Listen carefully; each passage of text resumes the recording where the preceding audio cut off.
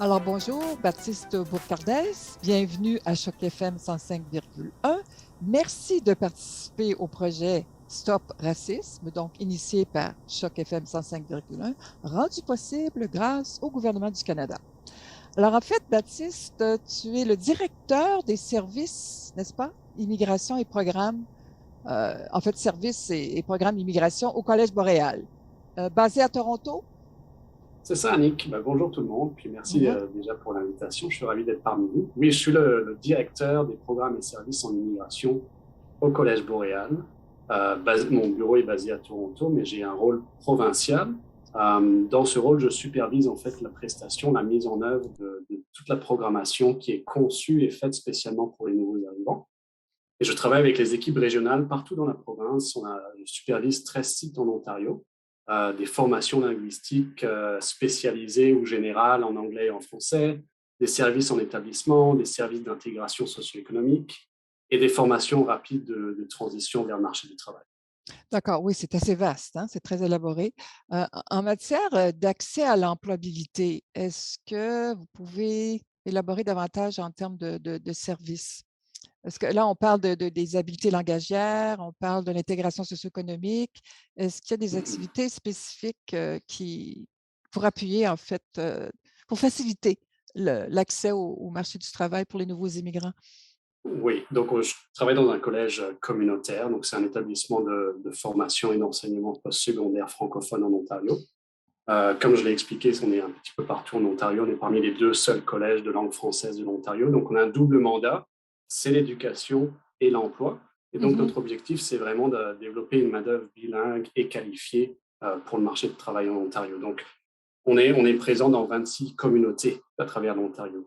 Alors, on a un modèle de guichet unique qui permet au collège d'orienter les personnes en fonction de leur profil et de leurs compétences vers des programmes et des services qui vont correspondre à leurs besoins. Alors, il y a des programmes et services pour les nouveaux arrivants que je supervise, mais il y a des programmes postsecondaires, des programmes de formation continue, des programmes d'apprentissage, des services d'emploi, des programmes d'alphabétisation, de remise à niveau et j'en passe.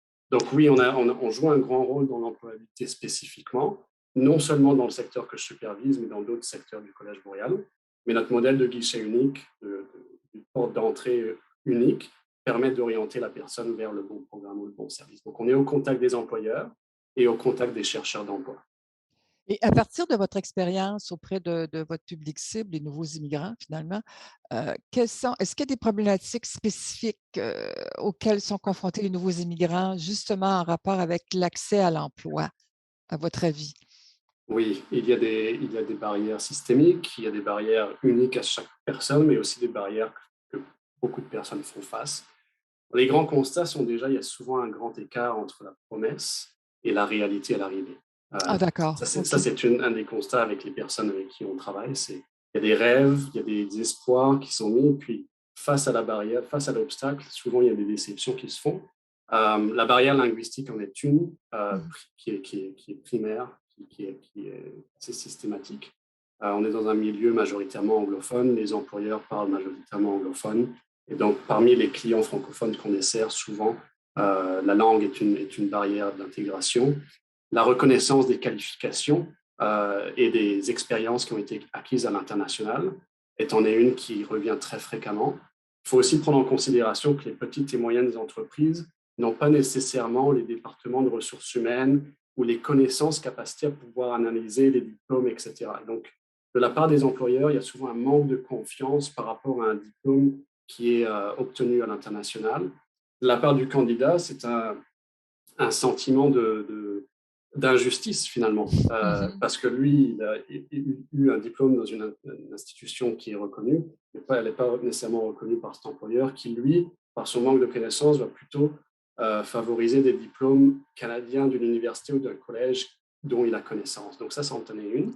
Pardon, Et est-ce que juste là-dessus, est-ce que vous estimez que certains immigrants peuvent peut-être ressentir une certaine forme de discrimination oui, en rapport avec ça, finalement? Oui, bien sûr, quand je parle d'injustice, c'est un sentiment de voilà. discriminant aussi. Oui, Il y en a d'autres que je vais pouvoir te mentionner tout à l'heure, mais ça en OK. fait partie, je suis d'accord avec toi.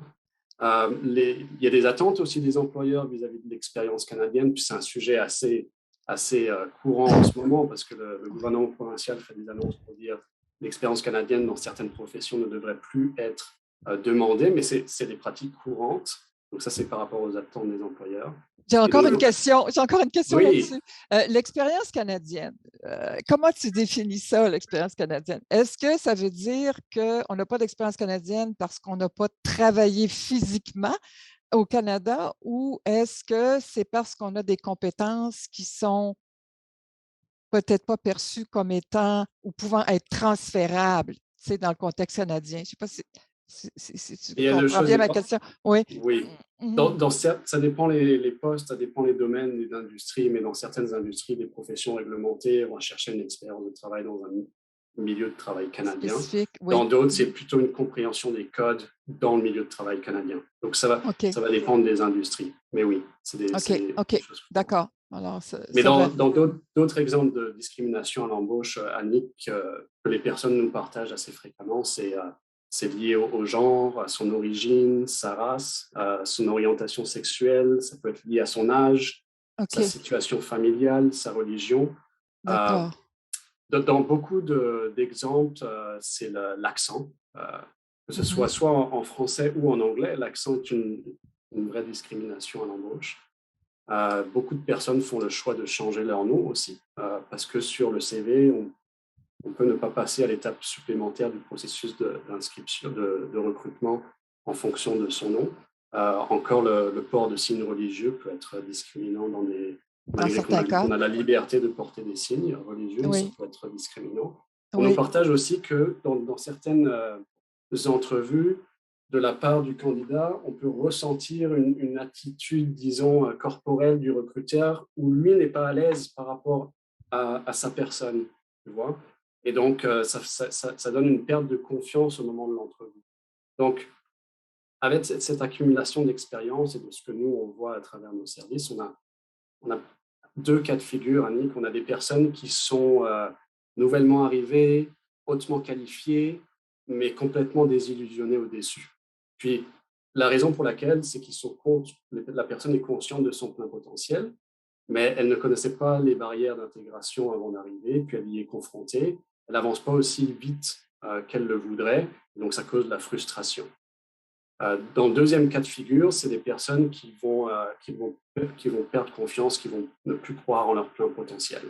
Donc ça, c'est peu importe le niveau d'éducation, puis on fait face aux obstacles et on se contente finalement de ce qui nous est possible maintenant. On a de la difficulté à s'actualiser et de s'imaginer plus loin.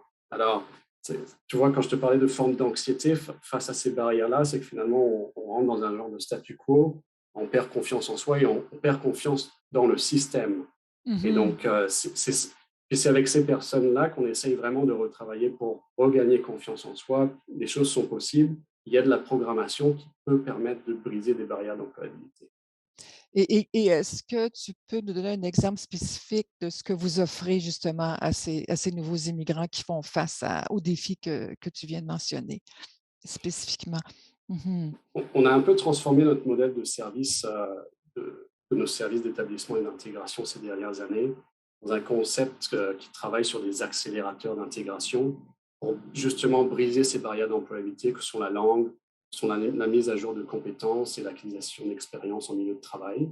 On a un rôle de navigateur d'intégration socio-économique à travers nos sites qui permet de donner des conseils à chaque personne, de regagner confiance en soi, de mieux comprendre le système et ensuite de pouvoir faire des choix, d'avoir la bonne information au bon moment pour prendre des décisions en vue d'une carrière réussie et accélérer. Ce qu'on vise vraiment, c'est accélérer. Alors, on travaille sur ces accélérateurs, on peut travailler conjointement sur plusieurs accélérateurs à l'intérieur d'un plan et le client est au cœur de ce plan et maîtrise son plan. Donc ça, c'est un modèle de service.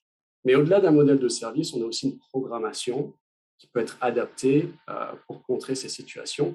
Et l'exemple des programmes de formation relais est un très bon exemple en fait parce que ce sont des programmes tremplins, des programmes passerelles qui permettent de travailler sur la langue, la mise à jour de compétences, la compréhension des codes culturels en entreprise, mais aussi il y a une composante de placement avec des employeurs qui sont ouverts à l'inclusivité, à la diversité, des employeurs qui partagent en fait les mêmes valeurs que le Collège Boréal, qui sont l'humanisme, le respect et l'inclusion. Donc, ça permet d'avoir cette expérience de travail et qui peut soit se transformer en emploi plus permanent ou permettre d'avoir cette discussion lors d'une entrevue, de démontrer qu'on a pu faire ses preuves ici au Canada. D'accord. Alors, pour le bénéfice des auditeurs, le programme Relais, c'est un programme de formation, en fait, conçu pour les nouveaux immigrants francophones, n'est-ce pas? Qui s'étale, je pense, sur une période de 6 mois, peut-être, plus ou moins, et incluant un stage, n'est-ce pas? Un stage de travail en entreprise, finalement. Oui. Donc, ces formations-là sont vraiment pour des profils hautement qualifiés dans un domaine particulier, des personnes qui veulent évoluer dans leur domaine. Il faut avoir un certain niveau d'éducation à l'international. Et puis, il ne faut pas avoir étudié au niveau postsecondaire en Ontario. Et donc, ce sont des programmes de transition rapide pour les personnes qui souhaitent évoluer dans leur domaine. Pour les personnes qui souhaitent se réorienter professionnellement ou alors vraiment avoir dans une formation diplômante, il y a les programmes postsecondaires. Là aussi, il y a une expérience en milieu de travail au cours de programme qui permet de briser certaines barrières d'employabilité. Alors, pour les gens qui nous écoutent, qui sont dans le Grand Toronto, on peut bénéficier de vos services et programmes pour les nouveaux immigrants via votre campus à Toronto? Oui. Et qui comprend Mississauga et qui comprend des bureaux satellites un peu partout. Alors, on a plusieurs sites dans le Grand Toronto. On a le campus principal qui est à rue Yonge, au centre-ville.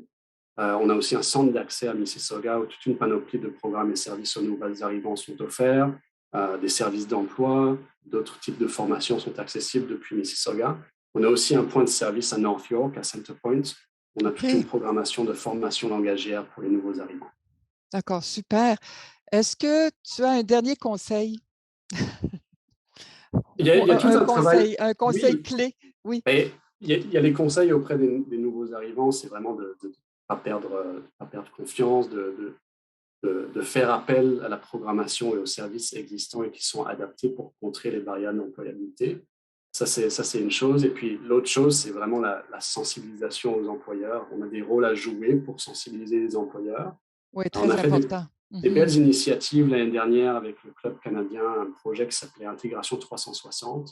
Où on a sensibilisé les employeurs sur des pratiques liées à l'équité, l'inclusion et la diversité en entreprise.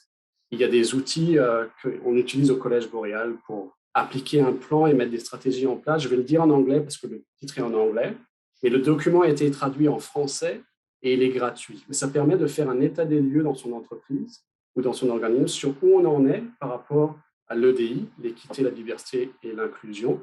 Est-ce qu'on est inactif? Est-ce qu'on est réactif ou est-ce qu'on est proactif? Et le livret s'appelle Global Diversity and Inclusion Benchmark Standards for Organizations Around the World. Et je le conseille parce que c'est un très, très bon outil.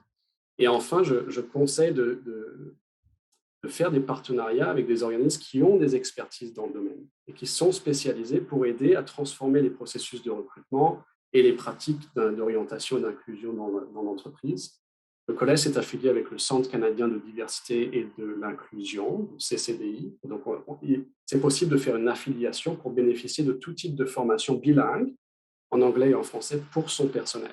Donc, je conseille aussi ça aux entreprises, ce type de pratique. Oui, ceci me paraît très, très important parce qu'il y a des efforts à faire des deux côtés.